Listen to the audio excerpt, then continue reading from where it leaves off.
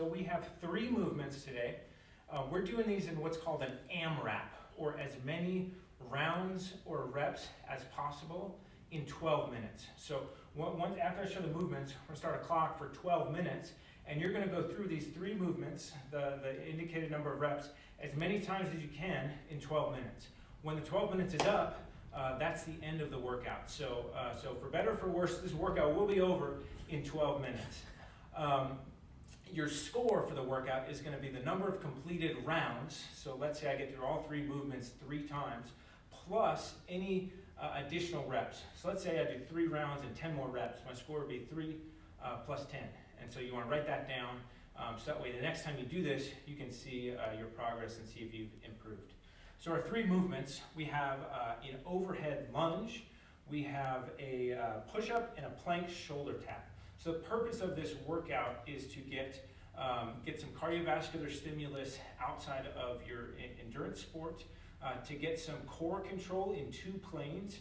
One is anti-extension. So when runners get tired, particularly some runners who have extension-related back pain, they lose some core control here, and they end up running in kind of like this extended position. So the first plane that we're working the core is some anti-extension to get, while we're breathing and moving, some control through the core. Then we're going to work just some horizontal pushing strength to fatigue the shoulders, upper body, some of our postural support. And then we're going to work some torsional control, which means twisting or side to side, which is important for almost every endurance sport. Biking, we need that on the handlebars. Swimming, we need it as we pull. And running, we need some stability there as we rotate through the gait. So without further ado, let's get to the movements. So we have an overhead lunge. So we're going to go low anchor again. We're going to just clip it on, and then I'm going to step into the band. Then I'm going to bring it up so it's kind of at my chest here. And as always, we want strong wrists. We don't want to pull it back. And then I'm going to step out, and I'm going to press up overhead. We're going to stay here for all of our lunges. So I want to have active shoulders, meaning I'm trying to touch my knuckles to the ceiling. I want to stay active, but if you watch my low back, I don't want to do that. I don't want to be arched or extended in my low back. I want to have some engagement through the rib cage, through the core, bringing the tips of my ribs towards my belt line. I want to have some engagement through here, but you should still be able to breathe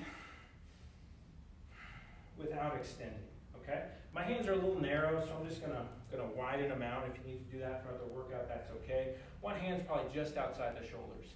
Then we're gonna press up. I'm gonna get some good tension on this, and I'm gonna step back. Doesn't matter which side you start with, but we're gonna do all our reps on one leg to fatigue it before switching. So I'm gonna go with my right leg back and then step forward. I wanna be powerful through that front leg. Most of my weight is on my front leg. My knee is over the center of the foot. Some good lunge mechanics. And then we'll switch. If you can, we want to do all the reps, 10 on each side, without bringing the shoulders down to really work some stability through the shoulders and through the core. That's movement number 1. Movement number 2 is just going to be a push-up. So we're going to get here. Our push-up mechanics are, we want to get the shoulders externally rotated to get some stability through the shoulder.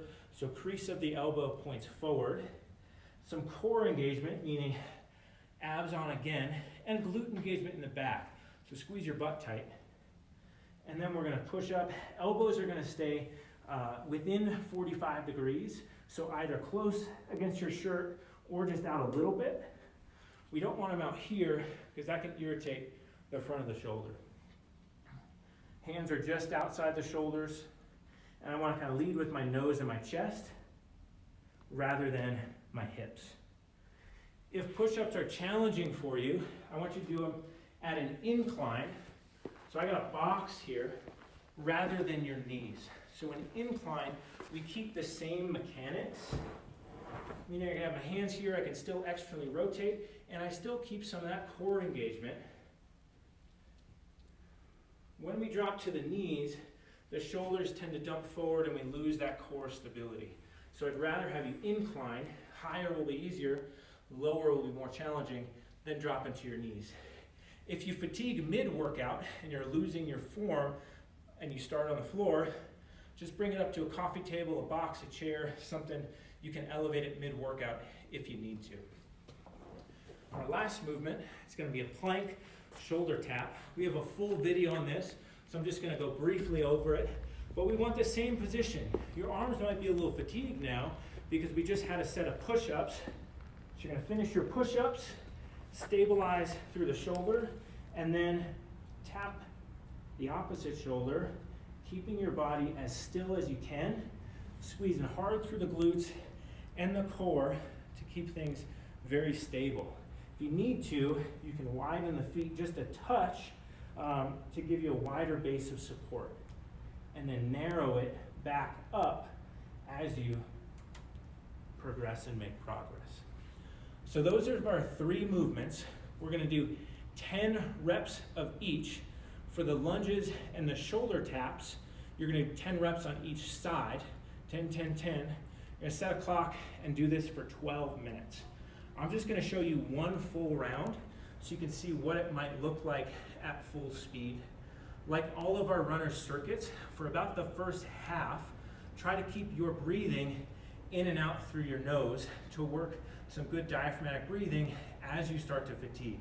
But we do want to work through this rapidly, so if you have to start using your mouth to breathe, do that. But as you switch movements, try to recover that nasal breathing. So as you finish the lunge, walk to the push-up, just take a couple big nasal breaths.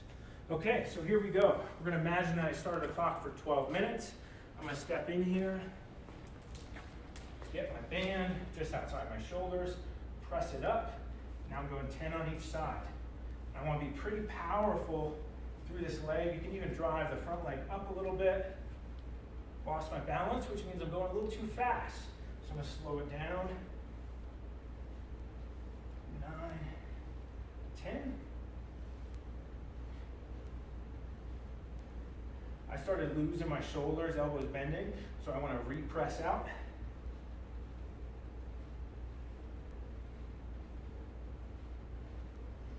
10. Okay. Drop that down and come to the push-up.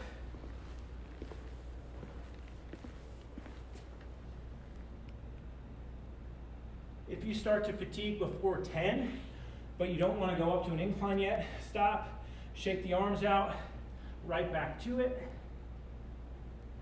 4. If you need to shake the arms out before your shoulder taps, you can. Get stable. And here is where I really try to bring it back to the breath as we're doing this core work. So I'm going to really focus in and out through the nose.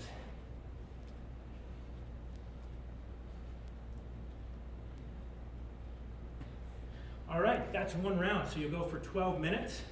I forgot to mention on those shoulder taps, you can elevate those too if you need to. Okay?